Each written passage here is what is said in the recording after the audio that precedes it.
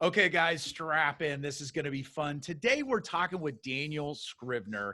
And I got to tell you, Daniel has lived a true dream, think, do story. Get this. Okay, so he's a self-taught designer, no college degree.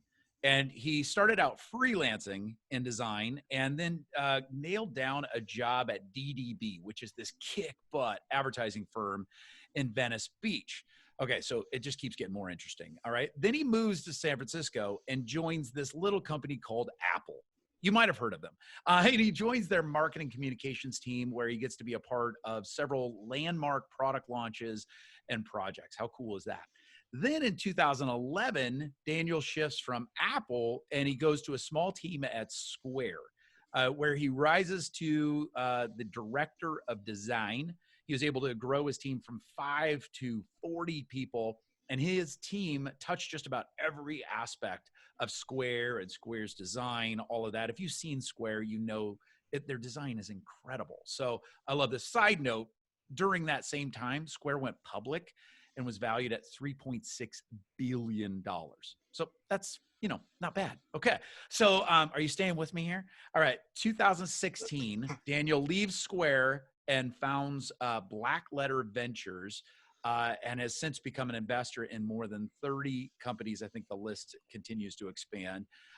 He's also become a trusted advisor to brands like Nike and Disney, and he speaks on stages on the subjects of design, leadership, entrepreneurship, all of that, all around the world, of course, when conferences are going, right? And then that brings us to today. And in early 2019, Daniel took over as CEO of Flow, which you probably heard of. If you haven't, Flow offers powerful task and project management tools for teams. Be still, my heart. I love a good to-do list. You know that, people.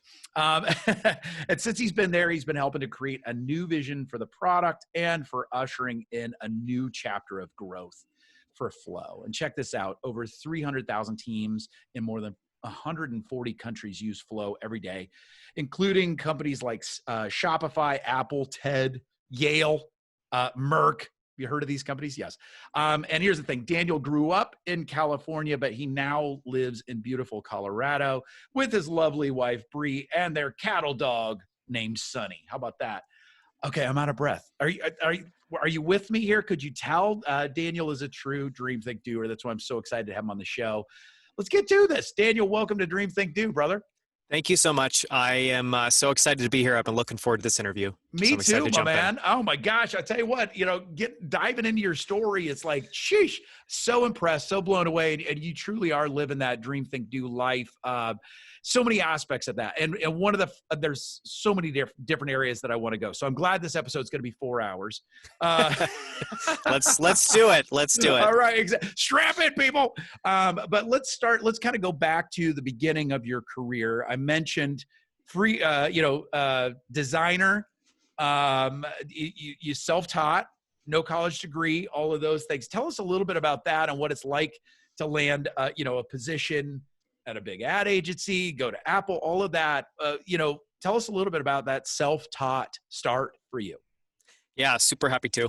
So, what's super funny is even just hearing you go through that bio, like, looking backwards, I'm like, wow, there has been a lot. I have kind of packed in a lot so far, but I just want to say, I mean, in my mind, I'm still very much like, I'm at the start of the race. I'm still trying to kind of figure it out and trying to, progress and trying to just become the best person, that I can. And so, I think while I've achieved a lot so far, I still very much have I'm just getting started approach and mentality, which I think is really helpful. But, to share a little bit about that story, I give a ton of credit to my parents. My parents from a really young age, my dad was a scientist and mathematician for DARPA, which is a part of the Defense Department. My mom was an elementary school teacher. And so I just grew up in a house that was, anything you were interested in, anything you were curious in, they were very much like, you can figure it out. Like, let's go to the library, let's go pick up some books, or, can we get you in some sort of a course for it? And so I think what that instilled in me is just this idea of, if there's something I'm interested in, I have the power and I can go and find the kind of information to teach myself. And so it's, I think in just a really positive sense, that's always where I default, and that's always where I start when I want to learn something new.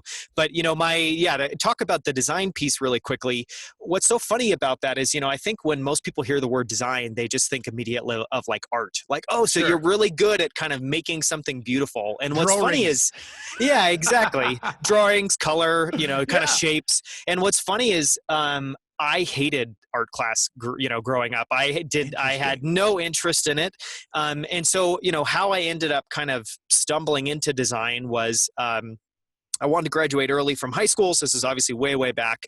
I was taking classes over the summer, and one class that I took was all about building websites with HTML. And, I fell in love in that class with just the idea that I could have an idea in my mind. And, it takes anyone that's a little younger, you may have to rewind and remind yourself that, this is when the internet was first taking off, and there really wasn't anything, I think, before that where you could literally have an idea, spend a few hours working on your computer, putting it together, and then literally it live somewhere, and you could tell somebody else, go and check out this address and go and see this thing I built. Game changer. Yeah, so I did that and was fascinated by it, but I really quickly had this realization of like, okay, so I can make something, but I really don't I'm not excited to share anything. And why am I not excited? And it ultimately was like, I had a vision for how I wanted this stuff to come across or look and feel.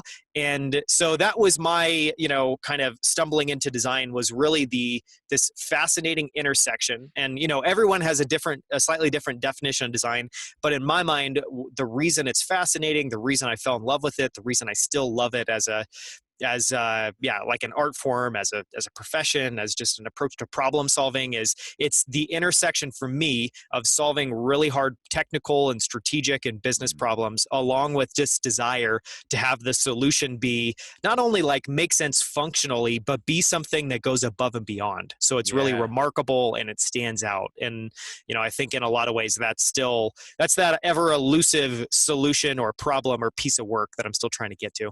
Oh man, there's so much you just said there that I love. So I want to go back, tip the hat to the parents, right? Because there are so many great leaders that we've had on that when you dial it back, it was because their parents, encouraged experimenting, didn't just solve everything for them, but actually encouraged them to figure it out, those kinds of things. I had heard an interview where you said it was just repeated trips to the library, just always go into your own corners of the library, right? Like, and I just love that. And that's something we really encourage on Dream Think Do, is if Dream Think Doers have kids, we're always saying, experiment, find ways to try new things. So I love that, and a credit to your folks. And obviously you can hear that passion in your voice, but I also so appreciate that continuing to give yourself permission to experiment in high school, which leads you to something, they probably now, there are whole classes and whole degree programs. Yeah, exactly right.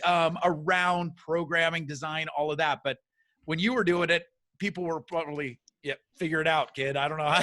Well, people were figure it out. But I think one thing that it's really taught me is, the kind of the point there is from the very, very beginning, I will say I was incredibly fortunate in that I just happened to stumble into this thing that I could have a long-term love affair with early on in my life, because I think, for a lot of people, it's we all find interests or kind of interests wax and wane at different parts in our life. So I feel really fortunate, for that.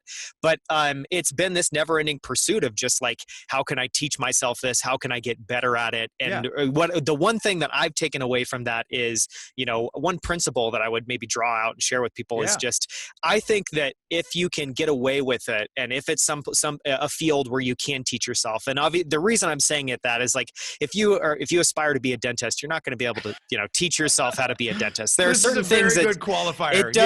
It doesn't apply to. Please, but surgeons be self-taught, right? No, it's probably not for the best. I don't know. I just we haven't seen it play out, so who knows?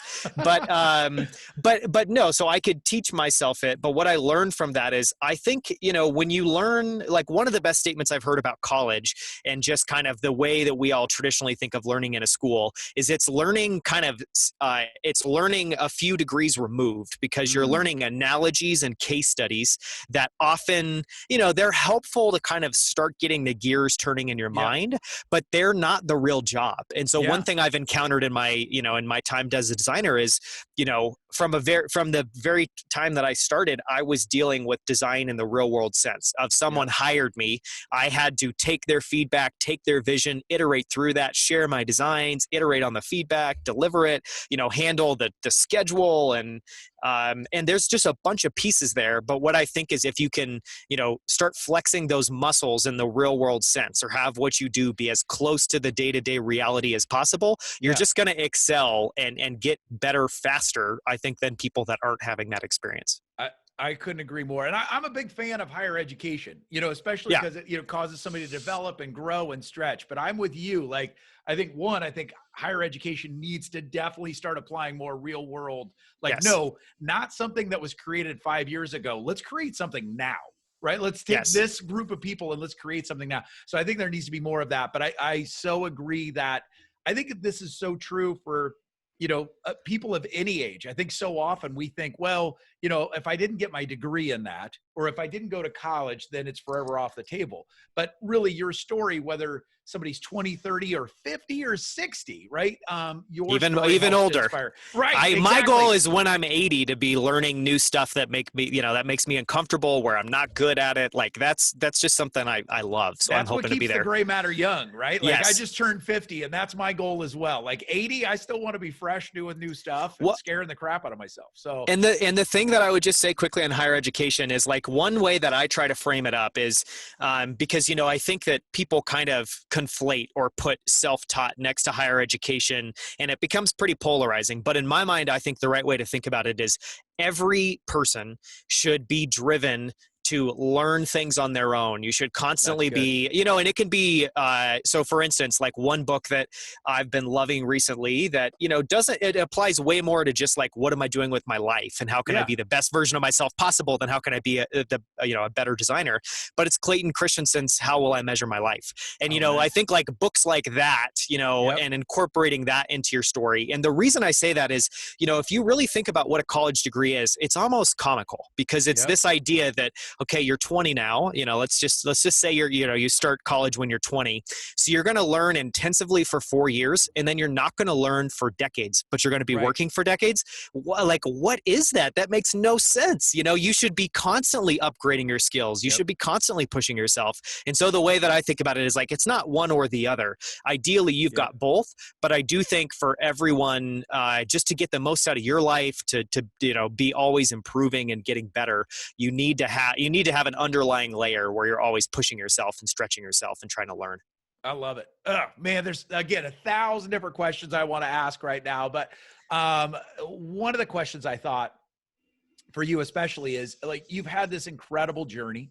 And I'm sure, we talked about a lot of the peaks and summits. I'm sure there were plenty of valleys in there as well. But we're going to fast forward just a little bit to now you being CEO of Flow. Yeah. Okay, so you've had a number of, creative endeavors, some leadership endeavors, but this is your first time that you've been CEO of a position. So, or of an organization, correct? Yes. Yeah. Okay. So one is, did that freak you out stepping into that role? And two, how did you find, because I know a lot of CEOs, many will come from a financial background. Yeah. Many will come from a legal background. Very few come from a design background, but I'm a little biased. It's true. I would think that would actually really set you up to actually be really much better in a role like CEO. So I wanted to ask, one, did it freak you out? And you can be as honest as you want to be. And then two, how do you feel like that the creative track, the design track, set you up for a role like that, a leadership role like that? Yeah, great questions. So it absolutely freaked me out. I mean, in the context that's helpful is I've always been passionate about design, and that has been the thing that from a very early age, I just, like I said, stumbled into and fell in love with. And it was, I always feel really, I feel fortunate in that I found something that, one of my goals in life is to pick a few things that I can have a long-term love affair with, where I can Nice. continue to get better at them and continue to learn from them, because, those are the people I respect and admire, is people that, don't pigeonhole themselves, have this notion that I can always take risks. I can always move in a new trajectory. I should always be doing what I think is most exciting right now. But I also think that has to be balanced with, like, here's the few things that I really love, and I want to Yep. try to take a multi-decade approach to getting better at it. So just on the, like, one bit that might help explain or make sense how I made that leap, or why I was interested in making that leap, is I've also, from the time I was in high school, been fascinated by business and investing. And for me, so I am very much an outlier in that, most Yeah. designers have almost no business interest. Maybe I would call it more like business disdain. Like, they actively don't, It's true. It's they true. don't, yeah, they don't want to think about it. They don't want to know about it. I am very biased that I don't think that leads to any positive outcomes for anyone. I think that leads to a ton of frustration, Yeah. but that's true. And so I've always been fascinated by business and investing. And you shared a little bit of some of how I've incorporated that into what I do recently. But so I feel like the last 5-ish years of my life have been like, I've, as you said, I've kind of progressed as a designer. I've worked at different leadership levels for different size teams. At Square, I was part of the leadership team there and got to be a part of seeing what it was like, what the growth team was doing, what we were doing on paid acquisition, what we were doing on the operations side, and learned a ton from that. And so I was absolutely, like, when I had this opportunity to come on as a CEO of Flow, I was absolutely freaked out. And the reasons, and I want to share this because this has been a huge aha moment for me, because I was freaked out. But, if I'm being super honest with everyone about why I was freaked out, it all comes from a in my head too much fearful point of view. And I think that's super easy for all of us to fall into. And so some of the things that I was freaked out about is I felt like I was taking a giant reputational risk. What if I Yep. took this leap and it didn't work out? I feel like I was taking a design career leap. Now I'm going to change trajectories pretty far into my career. Can I go back? Like, what if this doesn't work? And so you have all those things swirling. And the reason that I share that is I think that for me, I always, like, it is just as uncomfortable for me to sit with all those things and to push through all those things. But there's just this voice and this thing deep down that's always like, you can do it. Take it one step at a time. We'll figure it out. And, and then I think the other piece is just this notion that, what I found to be very successful in my life is to put myself in positions where I'm all in. My back's up against a wall, and I need to find a way to survive and thrive and overcome this challenge. And so for me, all those emotions were in play. And just the last thing I would say on kind of the design trajectory and coming into the role, I think my background in particular made a lot of sense for taking over Flow, because it was at the end of the day, it's a design-centric product that's, and it's a company that's in a hyper-competitive space. Yeah. I joined because I felt like the underlying technology that we had at Flow, we had all the right things there. It just needed to be expressed in a different way. And so I could bring that design lens, I could bring that product lens, and then super frankly, it was an opportunity for me to take this leap and to challenge myself. And I will just say, for anyone that's never done it before, it is very, very, very different to be leading an entire company versus leading an organization and a team. And, the biggest thing that I've had, a ton of things I've learned, a ton of ways I've grown over the last 18 months. But the biggest thing is it's just really, really, really challenging, because it's it's almost like, rather than playing, kind of one-dimensional chess, you're now playing 5-dimensional chess, and you've got all these things to try to optimize for all the time. Yeah. I love it. So one thing I love about that response was, as you said, it's really, really challenging, which I could feel in my heart. You were also smiling. Yeah. Right. Which is, I think great. that's a reflection I love that. of how you are looking at this, especially in your best days. I'm sure on your worst days, maybe not so much, but like on maybe your not best a smile. days, exactly. But I hear that, like, that is a core value for you, to continue to challenge yourself, to put yourself in positions where you have to grow, where you have to learn, like, figure out those solutions as you do it, as opposed to waiting until you have the solutions before you start. Yeah. Right. Like, I love that. And I can see that. Obviously, you could see that as a part of your history, but I could also see that in the vibrancy of how you're living your life, man. And I think that's beautiful. Thanks, man. Yeah. And I mean, my thought there, and it's, maybe slightly cynical, is just, at the end of the day, we're all mushy, people. And I think that we can often be our own worst enemy. And so just something I found to be very true for myself is, I've never not been rewarded for putting myself in a difficult position where I know I'm going to be stretched and pushed. And, Yeah. like, I will be super honest. Sometimes that goes better. Sometimes that goes worse. But Yep. I see life as, if you want to become the person you aspire to be, if you want to go on this journey to figure out how to become your best self, that's the only way to do it. And, one phrase that I just always try to keep in mind that I think is just a kind of a golden principle in life is skin in the game. Yep. I respect people that are challenging themselves, that aren't writing and taking that comfortable approach. And I think that that's one of the keys to, do something like what I've been able to do so far, which has come from, a really modest background with a lot of, things kind of stacked against me, or at least not helping me, and Right. figure out over time how to just show up and put in the work and deliver results so that I can get better opportunities, down the road.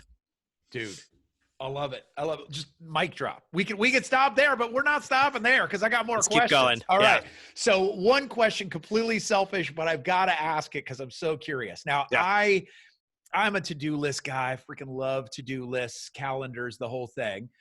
You come into flow as a CEO. You're a creative, or at least, but you also talked about, you've got the financial side, the investment side, all that stuff. But one of the things I had to ask, and I'm totally outing you, so you can be as honest as you want to No, be. go. But like, you come to flow. Were you already a project management minded person? Were you a to-do list kind of person? Are you a calendar oriented person?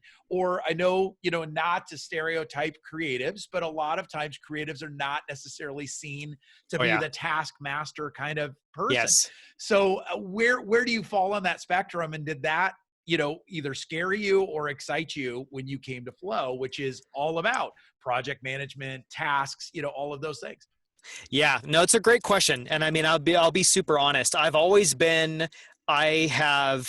even know, for the last 10 years at least, always had a daily to-do list, and I use it as a way to empty my brain anytime I have a thought so that I don't forget it. And I use it as a way to kind of always have in mind the important things and some urgent things that need to get done.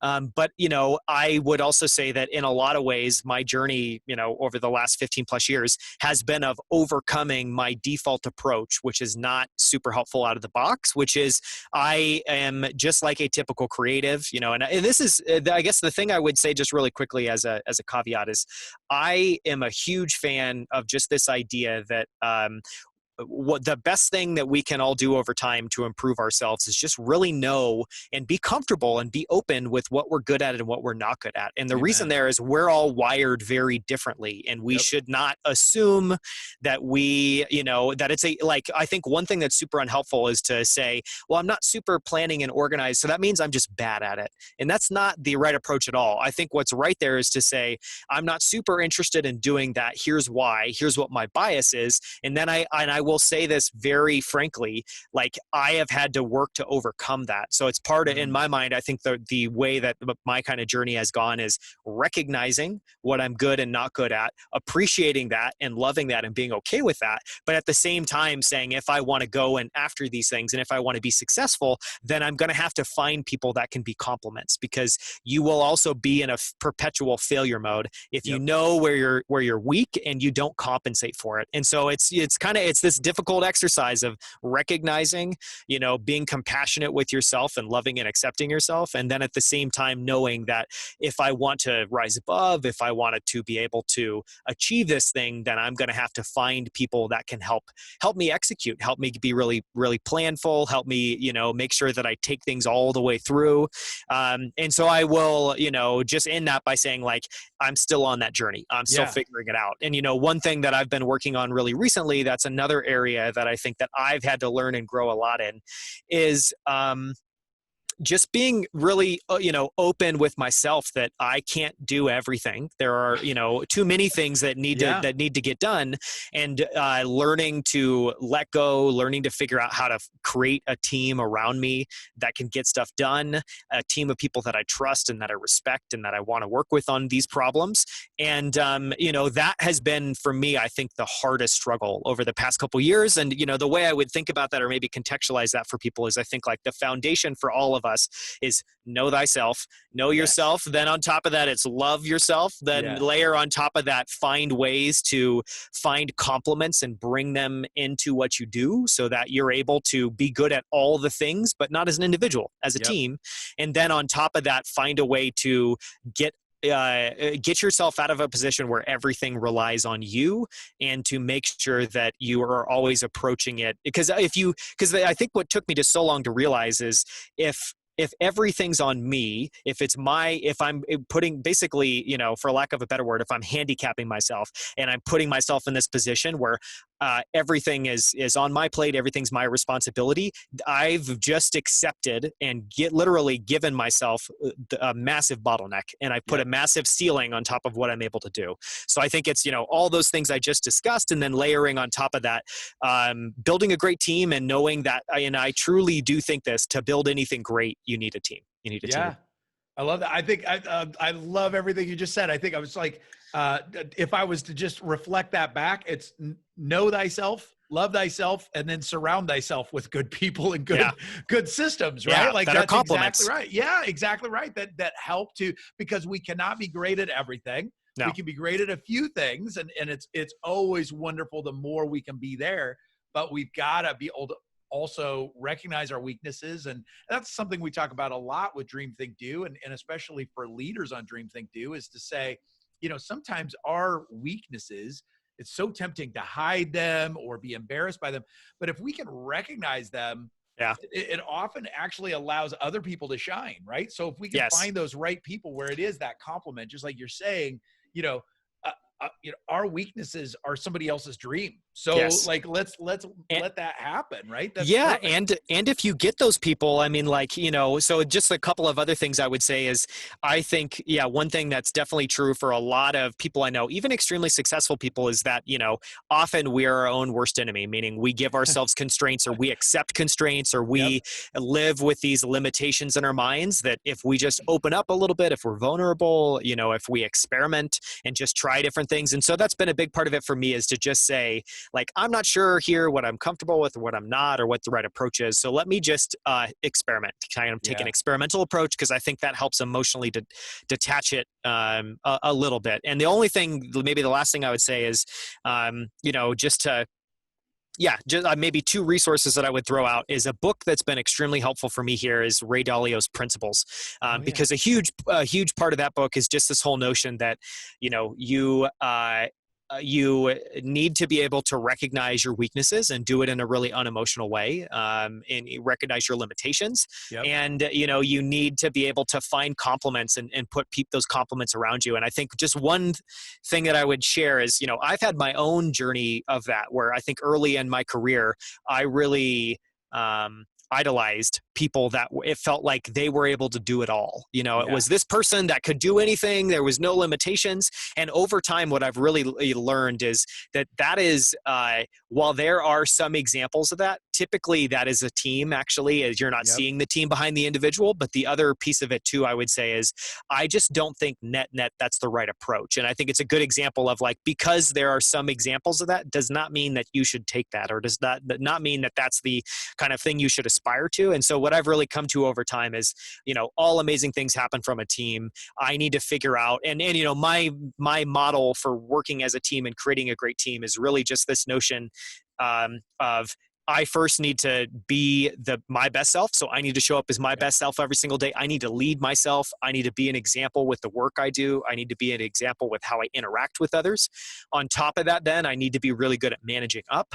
After managing up, I need to be really good at managing with my, my peers and the people that are around me, and being a really great teammate. And only then, at the very end of the list, is focusing on managing people underneath. And I think there it's very much more an exercise in how can you have a really good good idea of someone's potential and then be a champion and a cheerleader and a coach and a mentor to help them close the gap between where they are and their potential.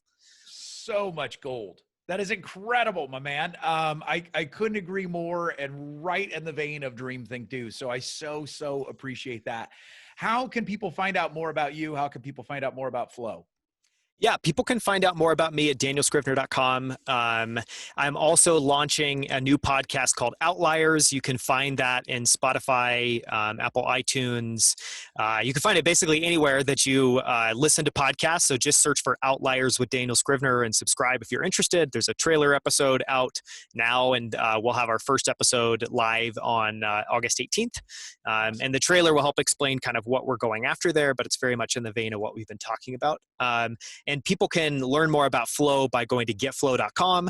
And this will be included in the show notes, and I'm sure it'll be mentioned other places. Yep. But we're also giving all listeners a special 25% discount if you're interested in trying Flow. So free 30-day trial, only subscribe.